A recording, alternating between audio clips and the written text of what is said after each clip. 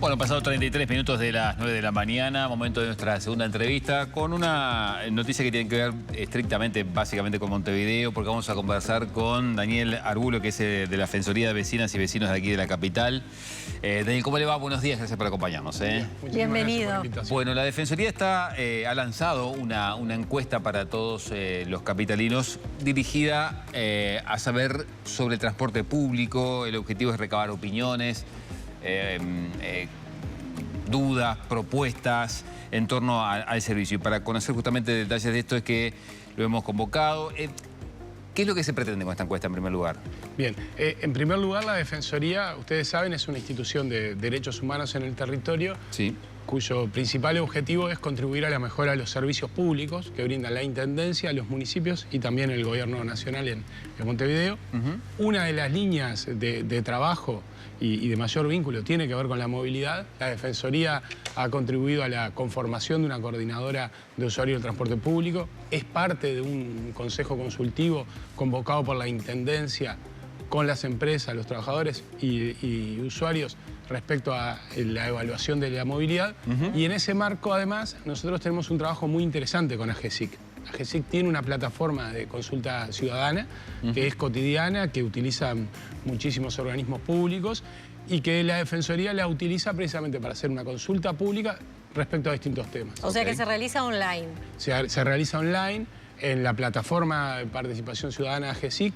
Entran también por la web de la Defensoría o por el link que hay en nuestras redes sociales y ahí llenan un formulario que tiene una parte cerrada, que básicamente son preguntas típicas de satisfacción de un servicio, que nosotros insistimos en esto. Es un servicio que es subsidiario de muchísimos derechos. El papel de la movilidad, del transporte público, es muy importante en términos de apoyo a la educación, en términos de apoyo al trabajo, en términos de apoyo a la salud. Es decir, que no estamos hablando solo de un servicio que compro, digamos, sino que estamos hablando de un derecho al que tenemos precisamente capacidad de acceder el 100% de las personas. Y cuando estén cerrados los datos, después, ¿a quién se los van a entregar? Bien, bueno, yo decía, hay un componente de preguntas cerradas, de sí o no, bueno o malo, y después hay un componente de preguntas abiertas con propuestas.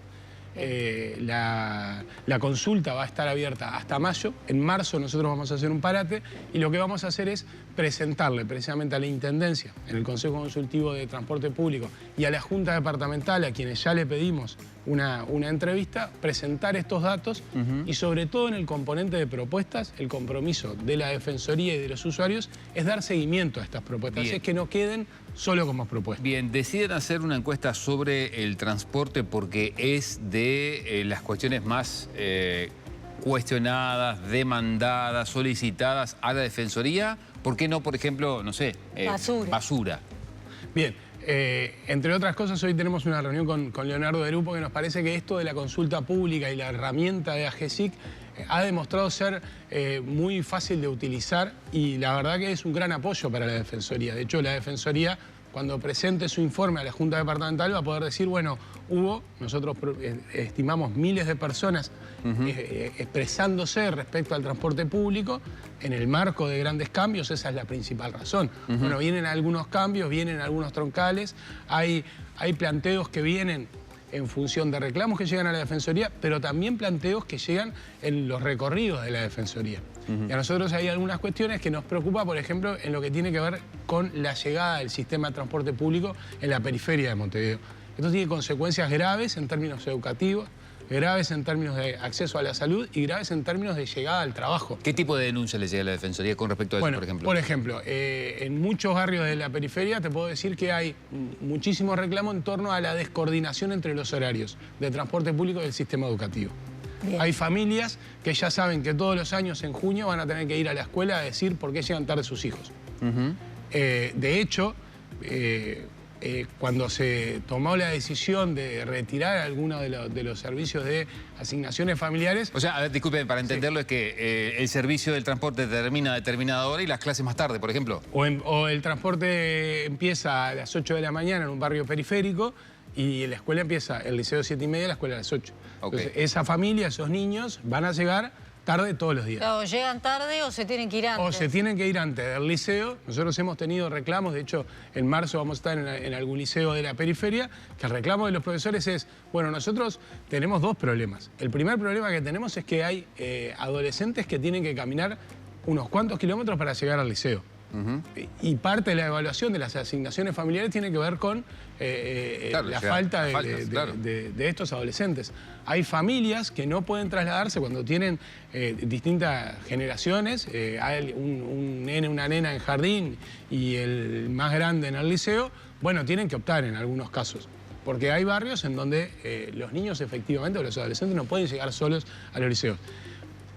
Y en algunos casos los profesores asumen la responsabilidad de dejar salir antes a un colectivo importante de niños, de adolescentes que tienen que llegar al barrio en el último ómnibus que pasó. Entonces, no hablamos solo de transporte público, no hablamos solo del ómnibus, ni solo del horario. Decimos, bueno, ese ómnibus, ese horario y esas condiciones incide negativa, podría ser positivamente también, en la capacidad educativa de adolescentes o de niños.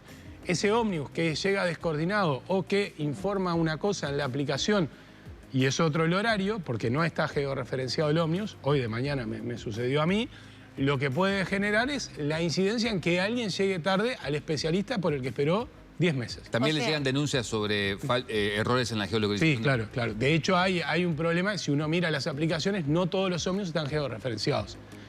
Todas las aplicaciones, la de la Intendencia, incluso algunas más privadas que utilizan los datos de redes sociales de los usuarios, no siempre están georreferenciadas. Entonces, seguimos con un horario teórico. Esto tiene consecuencias. Hay tecnología para hacerlo, pero ¿qué consecuencias operativas tiene? Y a nosotros nos parece muy importante como una institución de derechos humanos. Esto tiene consecuencias en que si alguien llega muy justo de hora, por ejemplo, al sistema público, al sistema de salud público, el sistema general, digamos, puede perder un especialista por el que estuvo buscándolo, casi que luchando, te diría, meses, e incluso más que meses, digamos. Entonces nos parece que tener una evaluación de los usuarios de este estilo, porque no es en estricto rigor una encuesta, no hay acá un rigor estadístico. Nosotros no vamos a poder decir los montevideanos y montevideanas tienen tal idea sobre el transporte. Vamos a decir miles de montevideanos y montevideanas, estamos seguros que vamos a superar los miles, dicen sobre el transporte público tal y cual cuestión. Y además tienen propuestas. Y este componente, llamémosle más cualitativo, es un insumo muy importante para la Defensoría, precisamente para estimular a empresas, a usuarios y sobre todo a la Intendencia a que tomen en cuenta estas ideas y trabajemos en función de eso. Daniel, ¿y hasta ahora cuántos usuarios hicieron la encuesta? Estamos en las 350 en menos de una semana. 350 usuarios que acceden, tienen que ser mayores de edad, y acceden a la plataforma. La encuesta es bastante sencilla, la plataforma además es bastante instintiva, digamos, y a mí me parece que es muy importante tomar en cuenta que esta es la misma plataforma de muchas consultas públicas que hacen, por ejemplo, vinculadas con el diálogo social. Que se hace vinculada con vivienda, que se han hecho vinculadas con, no sé, venta de medios de comunicación. Entonces, es una herramienta que ya tiene un equipo técnico especializado en esto y ahí queremos nuevamente agradecerle a AGESIC por el respaldo. AGESIC además tiene la página web de la Defensoría y es un apoyo muy importante que tenemos.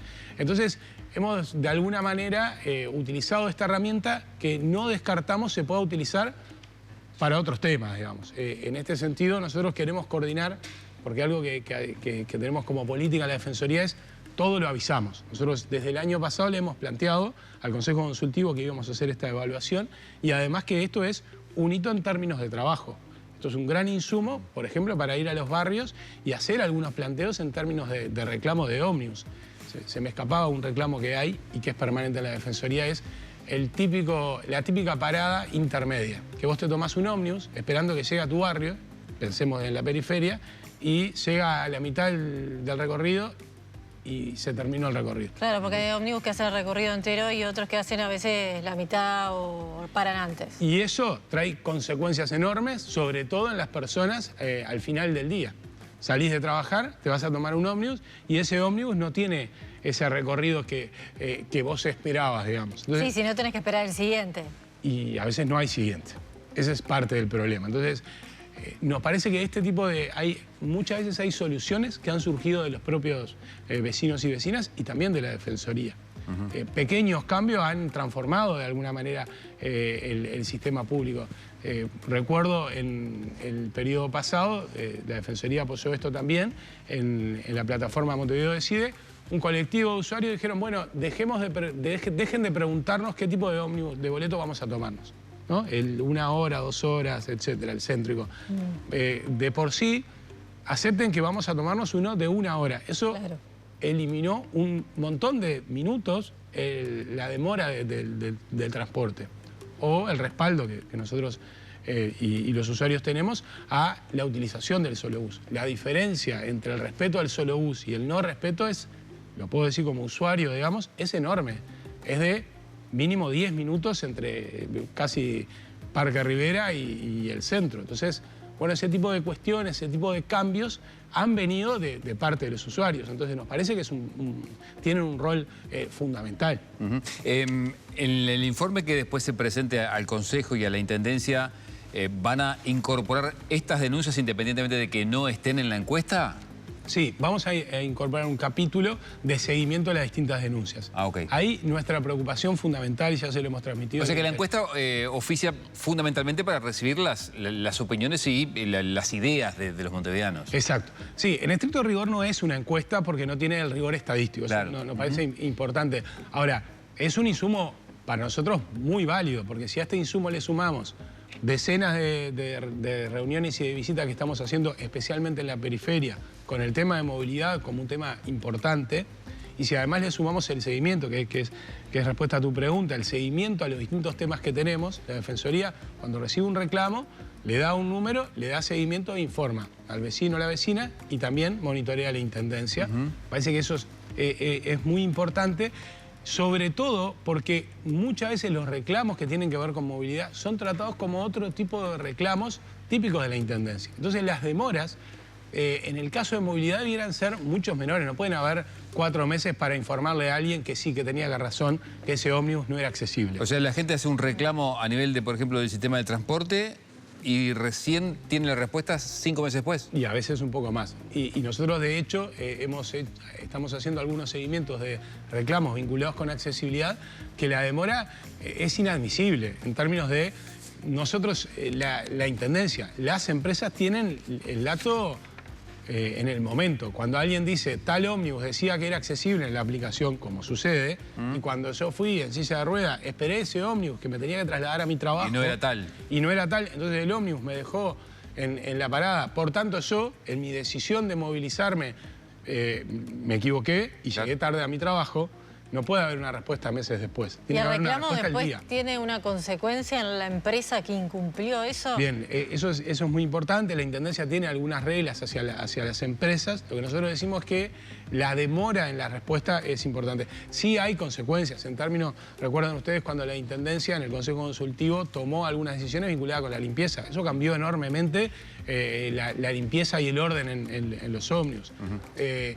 Pero lo que decimos es que en algunos de los reclamos la demora es bastante importante y estamos hablando de la vida cotidiana. Claro. ¿Por qué? Porque en el caso de esta persona que reclama porque un ómnibus no era accesible y decide hacerlo, al otro día se va a tomar probablemente el mismo ómnibus. Claro, que tampoco. Y entonces tiene accesible. que asumir esa decisión. Si va a salir 20 minutos antes o si va a necesitar cambiar del horario del trabajo. Bien, tenemos que cerrar. ¿Hasta cuándo entonces la encuesta abierta para...? La consulta pública está abierta hasta el 4 de mayo. Okay. Y nosotros el 26 de marzo vamos a tener un seminario sobre derechos en el territorio en la Intendencia de Montevideo.